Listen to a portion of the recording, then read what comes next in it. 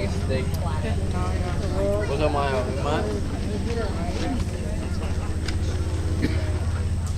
Either you can eat it or I'm feeding it to the tigers. Eat it. You eat it.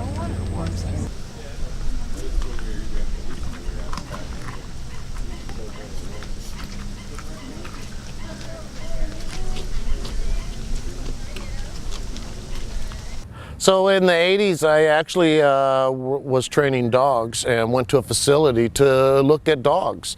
And the gentleman there was an animal broker. He sold animals around the world, had all species, and caught my interest.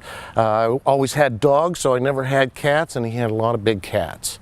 So I got an opportunity to learn husbandry care from young to old animals. He did a lot of his own surgeries, and so I got to learn and watch as these things all progressed into where we're at today.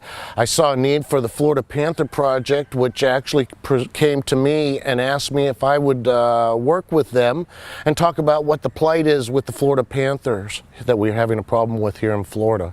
Unfortunately, the highest number of record was last year, hit by cars.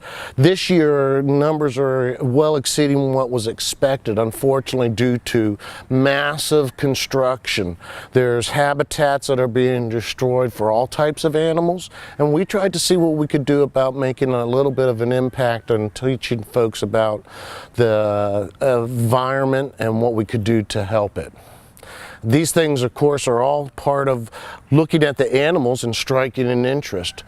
As my goal was, as we traveled with the Florida Panther Project and took a cat here to museums and schools, my opportunity and objective was always to hopefully have people come out to the sanctuary and see all the animals.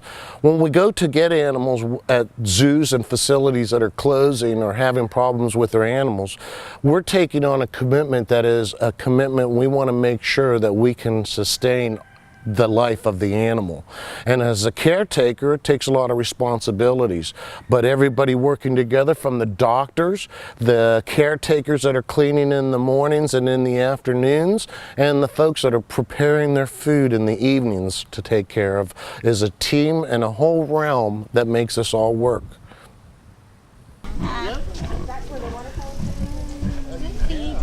It only brings you back here now that you're done eating is because then we promised the cats that they wouldn't run as fast. So, run together as a group, please.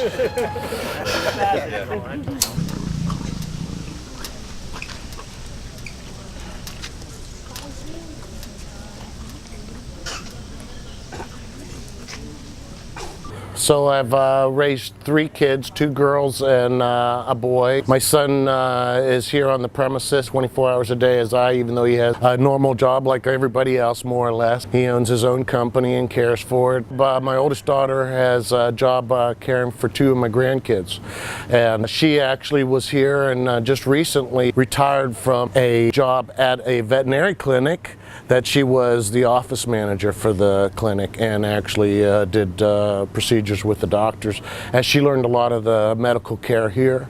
My youngest daughter lives downtown in Jacksonville and is working with financial organization, and unfortunately she won't help us, but she's a wonderful daughter still. And all my kids have been, I feel, blessed. They all have different careers, but they all are still involved with the animals and know that what a huge responsibility, even though families and everything is a combination of.